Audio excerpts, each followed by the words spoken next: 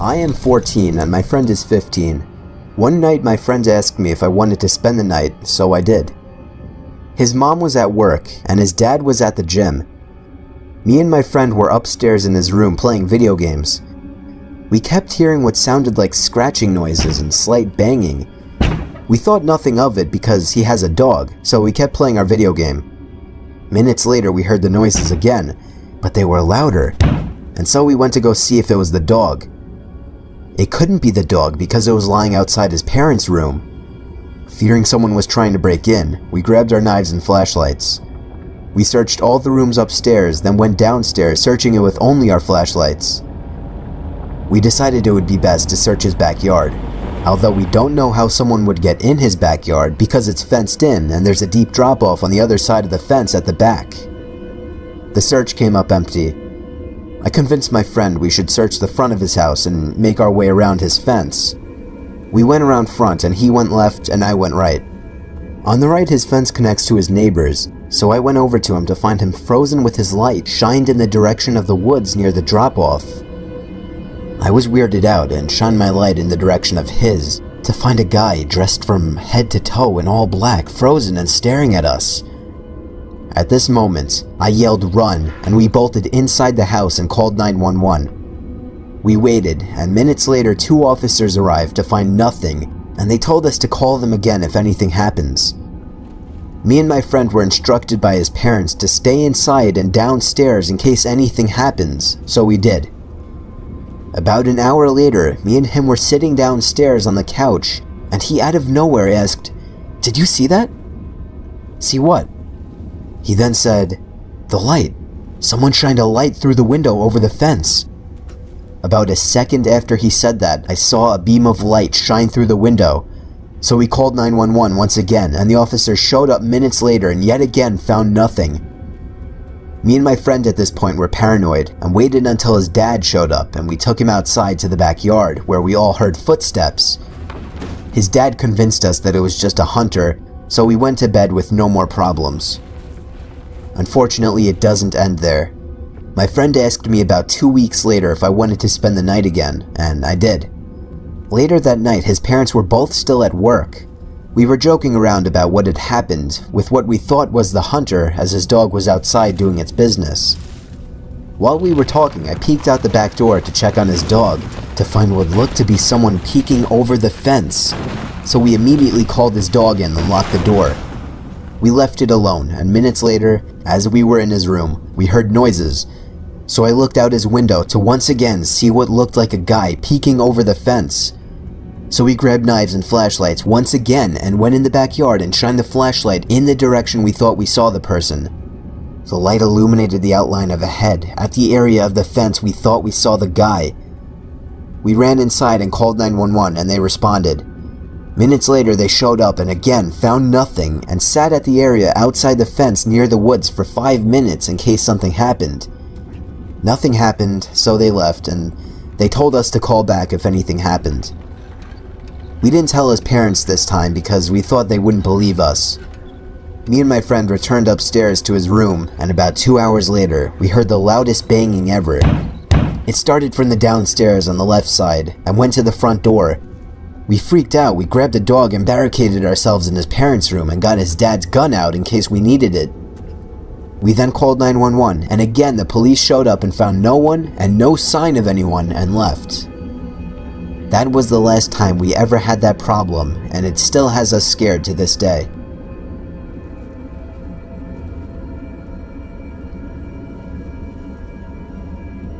I was 14 years old, hanging out with my friend Jesse, who was also 14. We were in the living room playing Call of Duty. His parents weren't home for the night, so we were being as loud as we wanted. We were doing nothing but playing video games and eating junk food all night. And eventually, since his parents weren't home, he convinced me to just stay over for the night. So after Jesse went upstairs to go to the bathroom, I went downstairs to call my mom in private and tell her I would be staying over. By the time I got back upstairs, Jesse was back, and he just stared at me with a confused look on his face. I asked him what was wrong, and he said he thought that I was upstairs as he thought he heard someone in the bedroom next to the bathroom. I assured him I was downstairs making a phone call, and he just looked back upstairs with a concerned look. He walked upstairs and I followed him. He stopped at the door to the bedroom and put his ear up against it. He then opened the door and peeked into the room. It was dark, but I could see there was enough light in there to be able to scan the room. We didn't see anything, so he shut the door.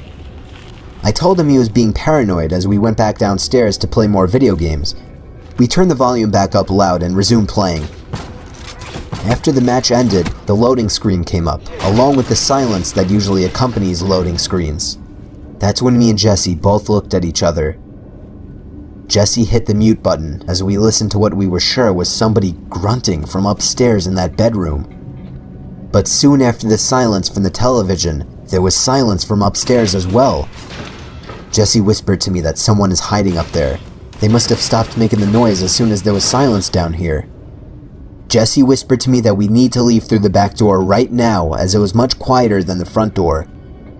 I agreed, and we headed outside to the back door.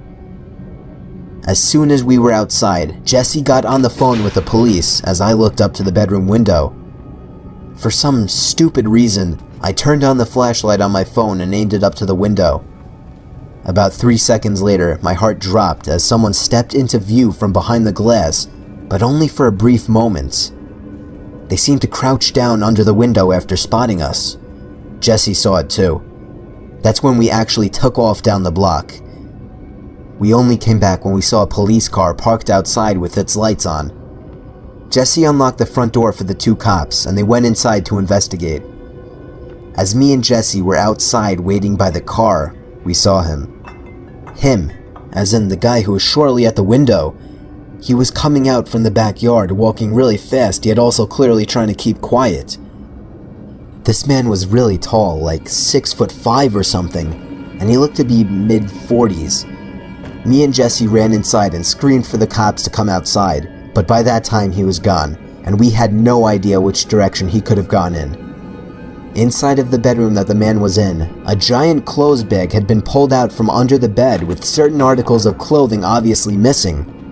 There was also money missing from the desk drawer, and the desktop computer had been turned on. We never saw or heard of this man again.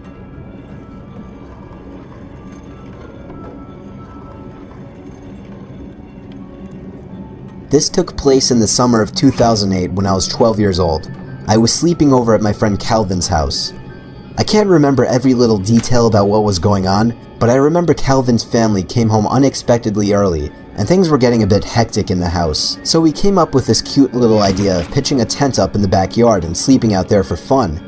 We figured why not since it was warm out anyway. We pitched the tent in like 15 minutes with Calvin's backyard nightlight giving us enough light in the dark.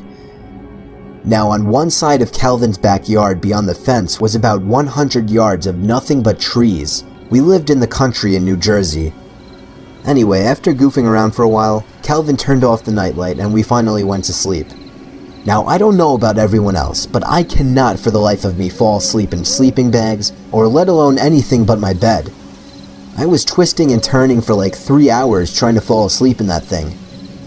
Sometime during the night, I started to hear a little rattly, creaky type sound coming from around the fence. It gave me chills at first, naturally. I wanted to wake Calvin up, but I didn't. It sounded like the wooden fence was being pushed or it was just moving. It was a bit windy out after all, but still, nevertheless, being the only one awake outside in a pretty rural area, and hearing a weird sound would make anyone uneasy. I tried to ignore it for the longest time, rolling around for like 3 hours hearing nothing but the sound of the wind, to then hearing a constant strange sound was just too weird, and I was getting downright freaked out. I felt the urge to pee coming on, and I didn't really want to go out there without knowing Calvin was awake. So I woke him up and told him to listen to that noise.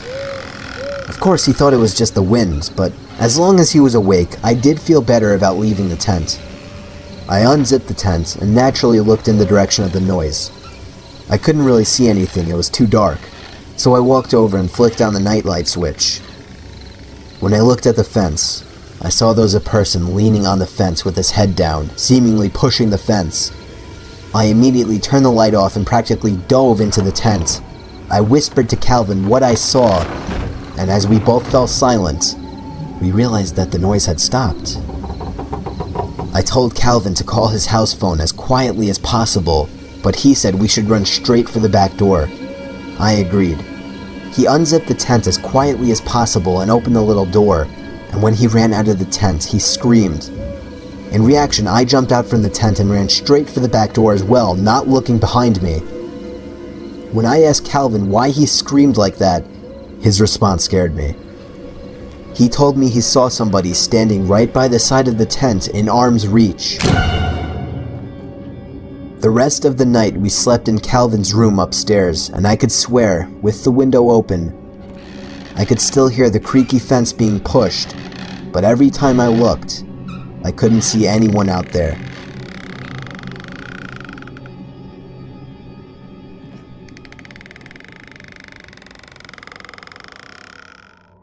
I'll never forget the time my sister Danielle and I were home alone one Friday night when our parents were out. I was 12 and she was 13. We have an average-sized house, but you can hear everything going on in there. For example, you could be on the top floor and hear someone talking down in the den.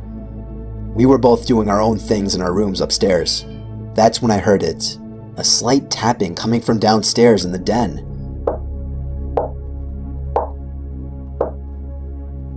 I soon realized it sounded like tapping on the back door. I assumed it was Danielle, so I went down to the den. It was too dark outside to see who was out there, so I flipped on the outside light. It wasn't my sister, but a random guy.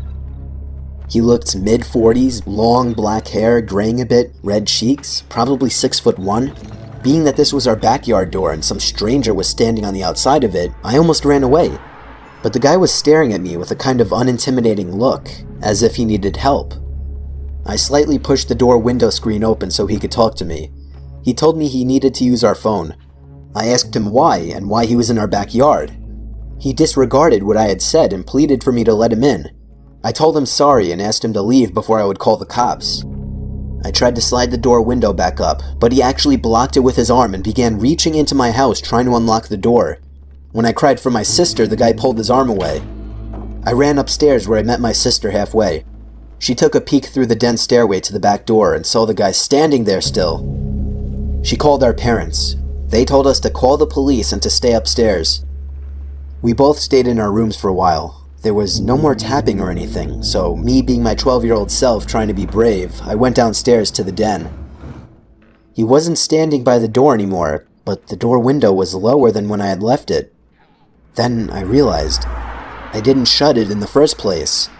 I walked closer to the door and then looked to my left. The door to the office was now open. I could have sworn it was shut earlier. It was too dark to see anything inside, and there was no way I was going in there. I took out my phone, opened the camera, turned on the flash, and pressed the button.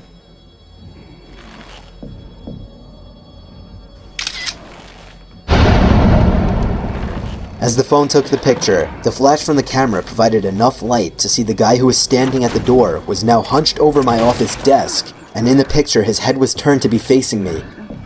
I didn't know if he was running at me or not, but I felt like he was, and I ran upstairs and locked the den door. A familiar light tapping began coming from the den door now, and I could hear the man on the other side begging me to open it. I cried for my sister again and bluffed to the man saying the cops were here. After that he stopped, and I could hear the back door open and shut. It may have been stupid to say that, as it ruined any chances of the man getting caught and arrested, but it may have also saved our lives, as the cops did not arrive for another 5 minutes.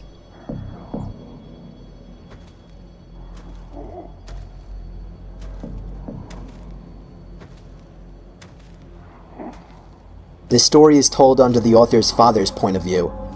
Me and my girlfriend's brother had been talking about hunting, and I decided to take him on a hunting trip. It was his first time going, so I wanted to take him somewhere where I was sure he would get a deer. So I asked my uncle if we could go to his place, and he told me we could stay there for the weekend. I told him that was perfect and that we'd stay. Me and Adam got our stuff together and headed that way. It was a secluded property right smack dab in the middle of nowhere in Braxton County, West Virginia. We got to my uncle's. He had his truck started and told them to hop in. We get in, and I ask him where we're going. He told me to my hunting cabin about 10-15 miles out. When we finally made it to the cabin, it fell below our expectations. 2 rooms, very small.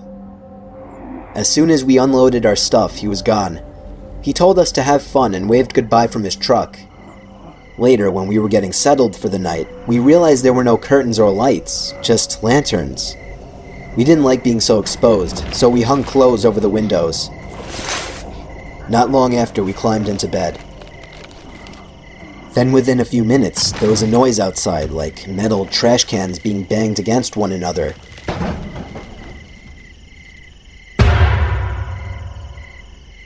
Adam started to get paranoid until I said, "It's probably just a bear or something, go back to sleep." I told Adam, "Don't wake me up unless the cabin's on fire."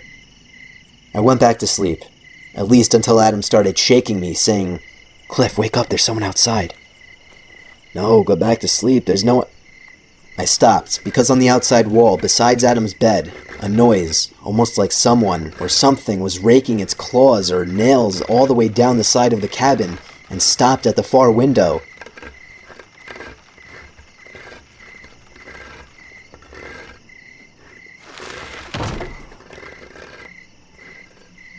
The noise was followed by tapping on the window. Neither of us wanted to move the clothes to see what it was. I told Adam to load his gun, as I did myself. We stayed up all night and left in the morning. We questioned my uncle if he was playing a trick on us. He didn't have a clue what we were talking about. The author says his dad never went back to that cabin. The picture attached was taken by his uncle before he left them, and you could see the cabin in the background.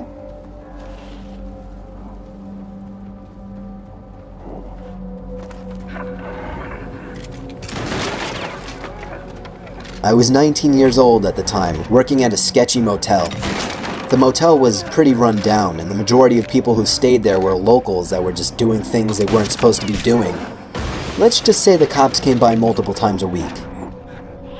I worked as both a front desk person, checking in these creeps all hours of the night, and as a housekeeper who got to clean up their nasty, vomit-smelling rooms afterwards. One afternoon, I was working as a housekeeper in the second building of the motel on the backside furthest from the office. I hated working over there because it not only had the most worn-down rooms, but it was always pretty vacant over there and way too quiet for comfort. I began cleaning one of my last rooms and wanted to get done in a hurry because it was getting late. I was washing the mirror in the room that I was cleaning when all of a sudden, I saw a man in the reflection staring at me. He was mid-50s, dirty, with long, greasy hair. Startled, I screamed, "Oh my God." I told him he scared me. The room I was currently cleaning was vacant, so there was no reason why this man should have been in there watching me clean. However, we just had a meeting on customer satisfaction, and my boss was really pressuring us to be more polite and help the guests any way we could. Sir?" I asked him cautiously. Can I get you anything? Towels?" The man just stared back at me with a crooked grin and held out his hands to me. I thought maybe he was handing me a tip for cleaning his room earlier, but when I looked down, I saw he was holding a $100 bill. Alarms started going off in my head. No one tips $100 on a $40 a night room. The man just smiled and said his name was Terry. He said he was staying in the room next door with his wife Sherry and sort of joked about their names rhyming. He smelled like car oil and alcohol. When I asked him why he was trying to hand me $100, he laughed deep in his throat and said, "Me and my wife were watching you, and we just wanted to have fun with you." I felt like my heart jumped into my throat. No, I can't do that, sir, I'm sorry." I wanted to run out of the room screaming, but he was blocking the door, my only exit. The man smiled again, taking on a softer tone of voice, and invited me to come into his room to meet his wife, just to talk as friends. I nervously told him no again, and that I had a lot of work to do for the day. I prayed to God he would just go away, and eventually he did. He grunted and walked off in what I assumed to be the direction of his room. My mind began racing. There is no wife, I thought. This man could try and kidnap me. I was 110 pounds at the time and not very strong. He could easily overpower me. I locked the room from the inside and went directly to the phone to call my manager at the front desk, but the phone wasn't working. Adrenaline began pumping through my veins, and despite what I was always told not to do, I was panicking. Did he cut the line? No, I thought. This is a crappy motel. It happens all the time. But I just have to get out. I remembered that I had my cell phone out on my housekeeping card, but that was outside the locked door. I'd have to open the door to get it. I cautiously opened the door to the room that I was cleaning and peered out. I didn't see anyone, so I frantically began searching my cart for my cell phone. I was wasting too much time looking for it, so I just decided to run as fast as I could and make a break for the front desk in the office. Then from behind me, I heard the man again, but this time he was screaming to someone else, "She's running, she's getting away." I could hear his shoes slamming against the pavement after me. I quickly turned the corner, grabbed my keycard, and let myself into a stockroom and locked the door. Within moments, I heard the sound of the dirty guy and someone else running outside, searching for me. I stayed in that stockroom for 30 minutes shaking until I could no longer hear him searching for me. I finally got the courage to run the rest of the way to the front desk. When I made it there, I collapsed into my boss's arms and he called the police. The man and whoever else was in the room with him peeled out before the cops could arrive, and I was beyond shaken up. According to the police who ran a search, this wasn't the first time he had done something like this, and he was actually wanted for sexual assault, gross sexual imposition, and in the past was once charged with rape. A few weeks later, on what happened to be my birthday, this guy was caught. A few weeks after that, I quit.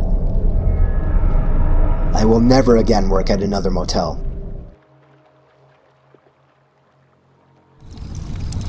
I used to play basketball back in high school.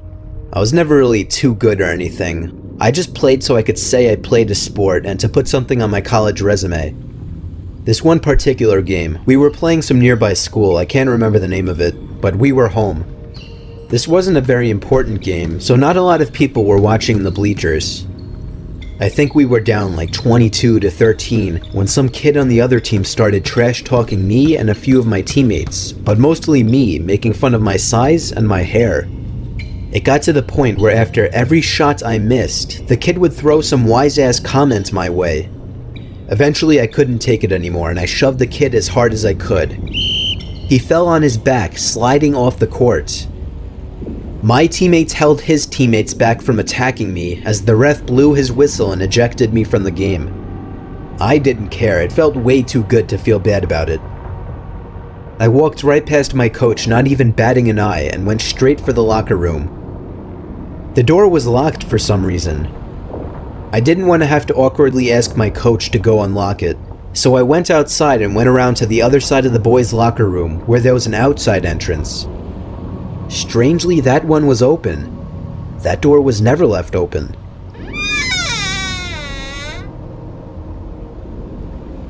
As I stepped into the locker room, I realized it was as cold in there as it was outside. The door must have been open all game. The lights also weren't on, and I didn't have my phone on me, so I couldn't use the flashlight or anything. I shut the back entrance door and began feeling around the walls like a blind person, looking for the light switch. Over the sound of my skin rubbing against the brick wall, I heard a locker click. The sound of one of the lockers closing. I confidently called out, "Who's there?" assuming it was one of my teammates. No reply. It was dark in there, but not the kind of dark where you can't see anything. I began a slow walk down past the aisles, scanning each one for anybody who could have made that sound. And all the while I heard footsteps in the room, so I knew I wasn't alone. I got to the last aisle and saw for a mere second at the opposite side of the aisle someone really big moving behind the lockers as if they were hiding.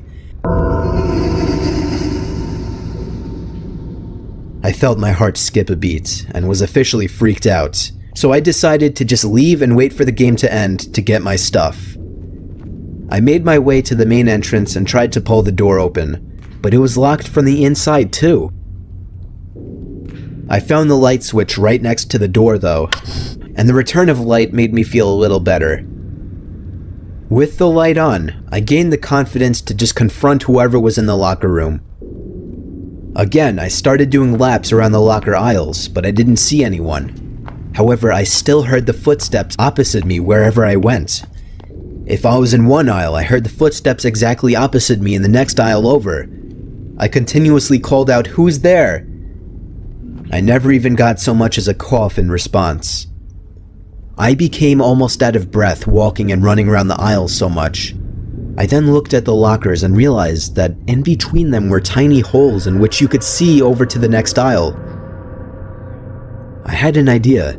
I could peek through one of those holes and see who was on the other side. And so I quietly got on my knees and put my eye up to one of the holes. At first, all I thought I saw on the other side was darkness, as if something were blocking it. But I quickly realized what it was. What I was looking at through that hole was an eye. I ran out that back door quicker than I'd ever run in any of my games. When I went up to my coach, who understandably looked annoyed at me, I told him there was someone in the locker room. At first he assumed it was just the janitor, but after I convinced him it wasn't, he looked at me with a look on his face that told me he believed me. After the next call, he told the refs to pause the game, that there might be an intruder in the locker room. Half of my team and the coach went in to investigate, but by that time whoever was in there was gone. I didn't feel stupid or anything, as everyone seemed to believe me. I mean, the room was freezing and the back door was still open, for crying out loud. What we did find out at the end of the game, however, was that 4 of my teammates were missing their clothes from their lockers. All of them from the freshman locker aisle. I think I figured out what kind of person I was in that locker room with, and I'm just happy I never caught him.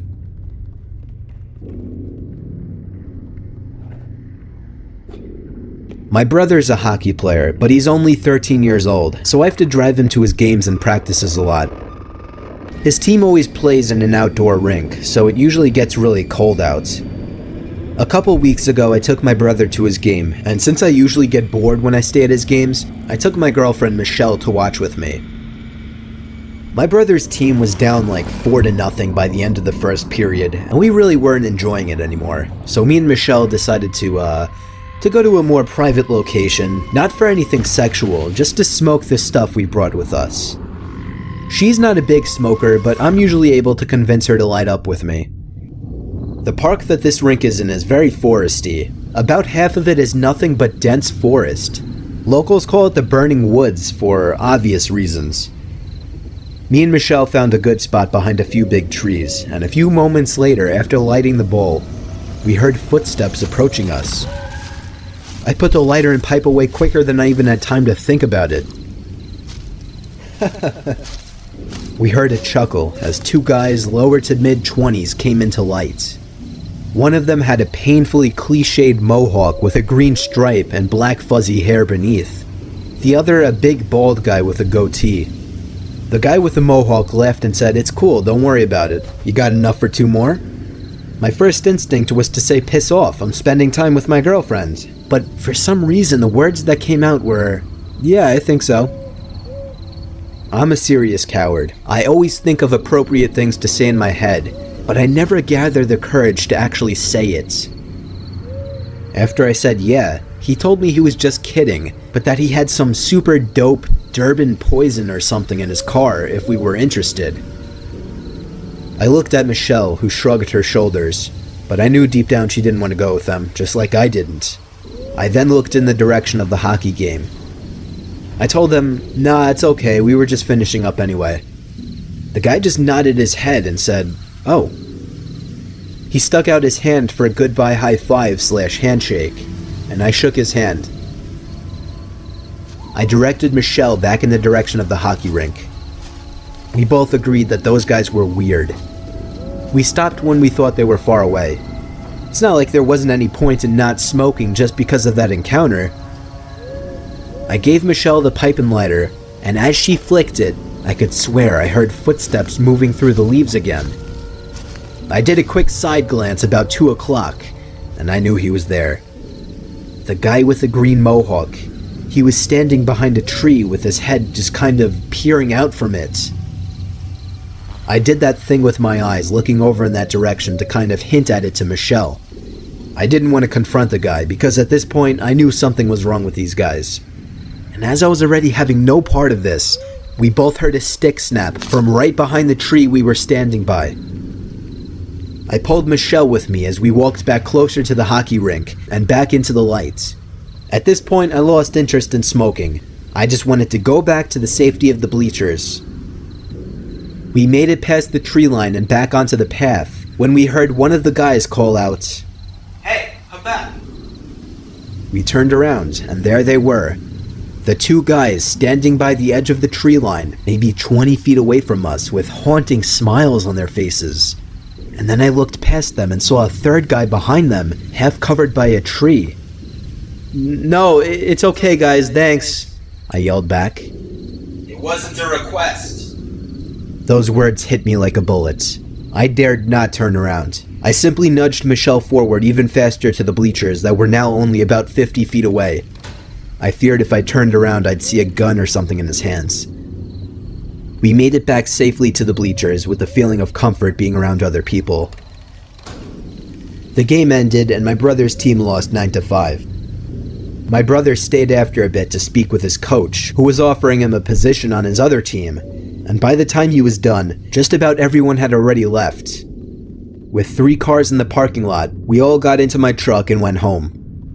But on the way out of the parking lot, I noticed immediately that the car behind us was tailgating and then shortly after started honking. I knew it was them. It had to be. They must have waited for us in their car. Why were they targeting us specifically? We didn't do anything. By a lucky break though, we didn't even have to drive all the way down the street. Parked on the corner of a side road, seemingly waiting to give tickets to unsuspecting drivers, was a Ford Explorer police car. We pulled up next to it and the car behind us kept driving past. The cop rolled down his window and we pointed at the car, telling him that those guys were harassing us. All the cop did was nod his head and say okay before rolling up his window. I took that as our cue to drive away, but I drove slowly hoping to see his car turn on along with his lights. They didn't. For whatever reason, he didn't care to chase them down. 2 weeks later, it still bothers me every day, and this whole situation still scares me every day.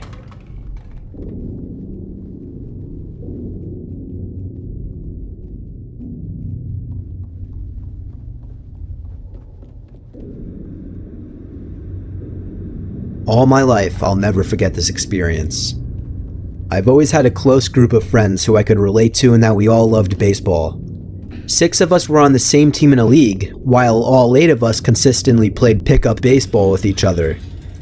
We lived in the country, and there was this really low-key, convenient little clearing in the woods which had a baseball field and a basketball court.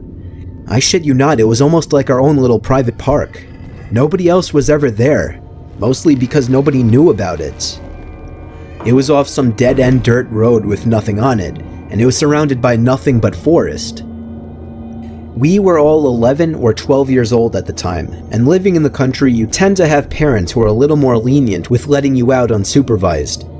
At least that's how it was for us. This field was about a quarter mile away from my house, so I always walked with my baseball bag containing my bat, glove, and a few extra balls. This was the day that ruined it for our whole group in this park. It was a Friday night, middle of July, so the sky was turning that deep orange as the sun was setting. That meant our game had to be wrapping up soon. I was coincidentally up at bat when 2 of my friends who were out at field pointed to something. We all turned and saw a huge group of men entering the little clearing and sitting down on a nearby bench. There were 6 men. I guess thinking back now, I'd say they were in their 20s or 30s at the time. I wouldn't say that they had a gang-like appearance, but they sure didn't look like guys you'd want to run into in a dark alley. The disturbing part was that they all either sat or stood there just watching our group playing baseball, and I could see and hear them laughing and making a lot of noise. We all looked at each other and kind of mutually agreed to pack up, since it was getting late anyway. As we all started putting our stuff in our bags, they all started calling out, "Aw, don't leave." As we all high-fived each other saying our goodbyes, we looked back at the bench, and we got scared when we saw all 6 men were now standing up, still watching us.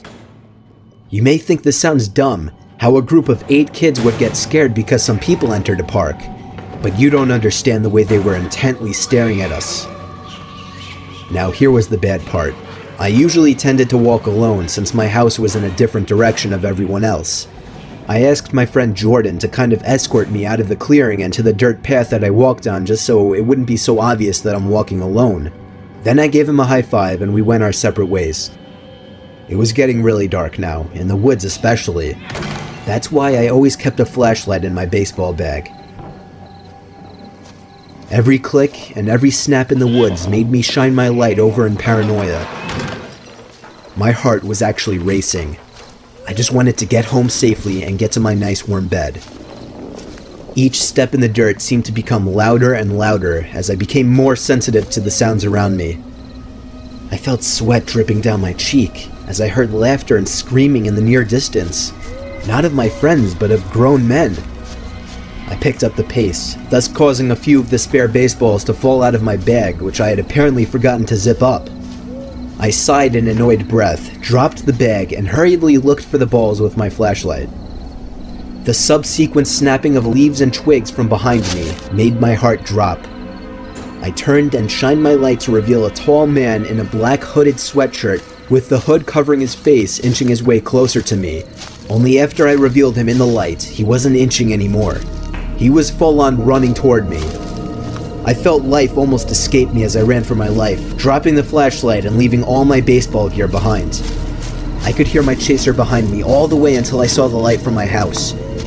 I screamed for my mom and dad, and that's when I heard my chaser turn around. My mom and dad were hysterical in reaction to what I told them, and called all 7 of my friends' parents asking if their kids were alright and explaining the situation. Thankfully, all of my friends made it home okay that night, though my friend Jordan was actually followed briefly as well. He told me he wasn't chased after he started running though. After this incident, all of our parents stopped allowing us to go to that field.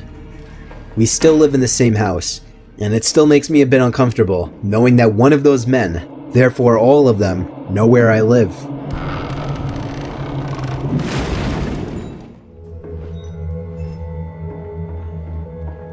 It was a typical boring day in calculus, only it was Friday, 7th period, meaning the week was almost over and spring break would finally be upon us, so everybody was getting antsy in their seats, I could tell. We didn't have a test that day like a lot of my friends did with their other teachers, so our teacher in the middle of class just decided to start playing games with us on Sporkle.com. He was a very laid-back teacher like that. As we were doing some brand logo quiz on Sporkle, I remember the exact moment it happened. Right after my friend answered a question, I remember the exact answer too, Adidas. The dean's voice came through the loudspeaker. He sounded panicked and frantic as he told all the teachers this was not a drill and to go into lockdown. I actually got the chills, and I got goosebumps on my arms as our usually laid-back teacher too seemed panicked as he ran to turn off the lights and ushered us to the back corner of the room. We all sat in silence for about 2 minutes, and then the usual buzzing that came from a panel in the back of the room ceased, indicating that the school must have cut all the power. We all looked at each other, realizing this must be serious.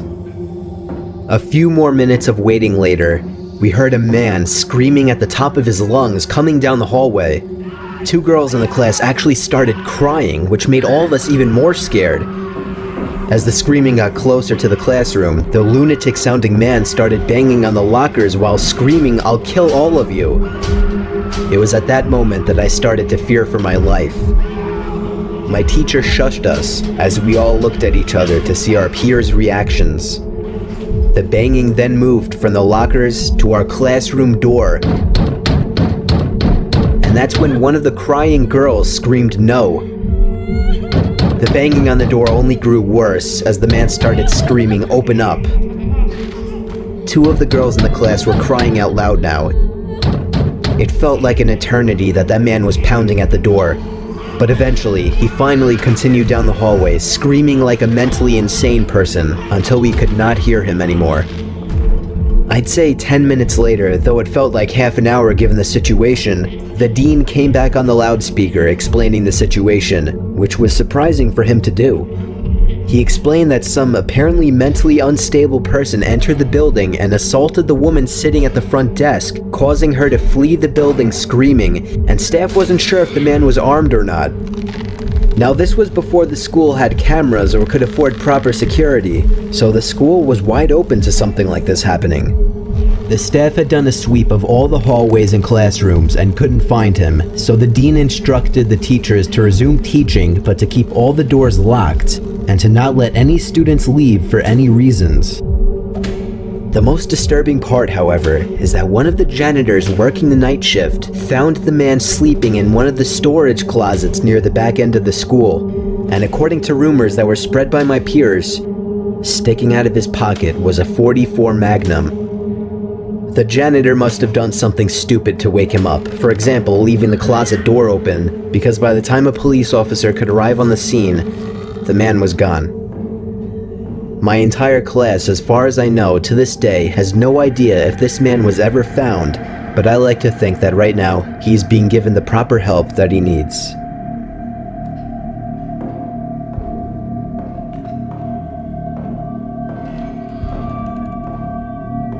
My school has 2 lunch periods. First lunch period is for all 6th graders and some 7th graders.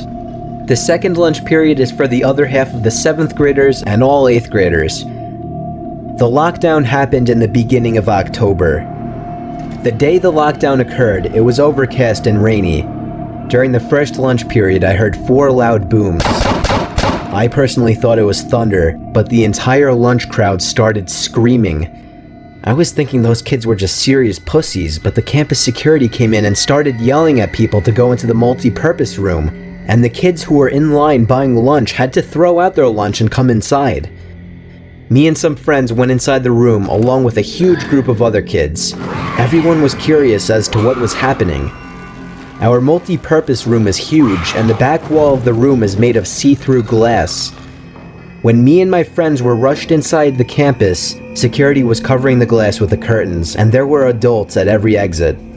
My friend Eric was curious, as well as the rest of us, so he asked one of the adults what was going on. When he came back, he said, "You know how right in front of TMS there's those houses?" I replied, "Yeah."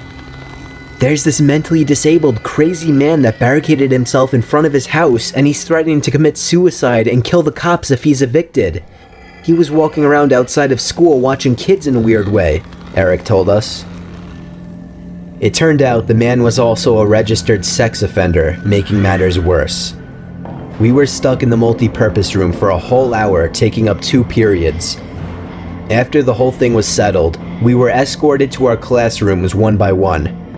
I later found out that the man lives next to my friend Brandy, who told me about the previous Halloween when she saw the same man at his window cutting his arm and writing in his own blood, "Don't come here or I'll kill you," on his window.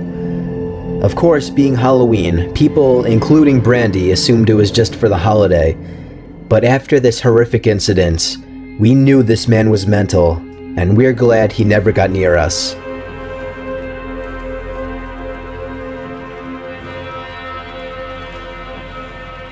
I'm 22 years old, fresh out of college, and I recently got a job at my old high school as a sort of computer intern in the school basement. The basement of the school is very messy and disorganized, but there is a small 3-person office that's actually very nice down there. It has 3 nice big desks, 2 mini fridges, a flat screen TV mounted on the wall, and oh so satisfying air conditioning, a luxury the students and teachers cannot enjoy in the school. And of course, all the school servers and other computery stuff. I got the job because 3 of my old computer teachers flat out adored me. I could actually consider them as real friends, not just teacher figures, so they all helped tremendously in landing me this job. It's been great, until something that happened a few weeks ago. My 2 co-workers that shared the office with me, Dave and Gary, weren't in the office at the time. They were upstairs working on papers or whatever. I was eating my sandwich during my lunch break when I got a phone call from one of the women in the front office telling me the school was on lockdown and that somebody, possibly armed, had entered the school. There wasn't much that I could do other than turn off the lights because, surprisingly, as nice as this little office was, it didn't have an actual door to it, just a big opening, and the door to the whole basement didn't even have a working lock. For my own safety, I did turn off all the lights in the office and my computer screen. I kept my phone on the desk, texting both Gary and Dave, but they wouldn't respond. I sat down there in the dark playing games on my phone for like 20 minutes, waiting for the call from up front to tell me to resume working. I had no idea what was happening. I couldn't hear what was going on upstairs from down here. But I was not allowed to make any calls until I was informed that the lockdown was over. Then the noisy basement door opened. As the creaking echoed across the basement and into my office, I sat up from my seat, wondering if I should call out Gary or Dave. I was eager to get some info from them. Someone then came running down the stairs, and their footsteps were approaching my office. I pushed away my chair and crawled under my desk. Somebody entered the office but did not turn on the lights. There was just silence. I can't even describe the fear I was experiencing. I felt like if I made one sudden noise, I'd be a dead man. Suddenly, my phone dinged as I got a text message. I felt my entire world shrivel up and die at that one moment as I clenched my teeth in fear. Footsteps suddenly moved closer to me until I finally dove out from under the desk in capitulation, begging whoever it was not to kill me. And just then, someone grabbed my arm and pulled me up. It was some guy in a red plaid button-up, jeans, and a reddish-black cap. He told me, "It's okay, I'm just down here hiding with you." "What's going on up there?" I whispered to him. He kind of ignored my question and asked me if there's an exit down here. I told him, "Yeah, around that way." Before he could do anything else, I asked him, "Who are you?" There was a brief moment of silence before he started explaining he was coming in to pick up his son when a teacher told him to hide. After his explanation, I checked my phone and saw the text I received was from Dave. It said, "Dude, this is fucking crazy. Some guy with a gun shot Mr. Buckley. He's wearing a red shirt and a hat.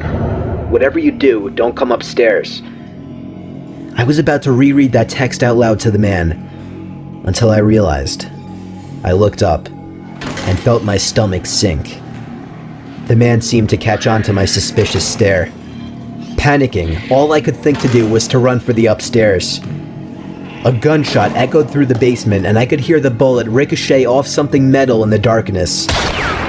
But thank God the bullet missed me, and I made it upstairs. Fortunately, police were waiting at all exits, including the basement exit, and caught the man the second he opened the door. More good news, our teacher Mr. Buckley survived the gunshot. It was later determined that the man and Mr. Buckley had some beef for whatever reason, but that was never revealed. All we know is that Mr. Buckley couldn't have done anything that would have warranted this kind of reaction. And I know that the sound of that gunshot will forever echo in my mind.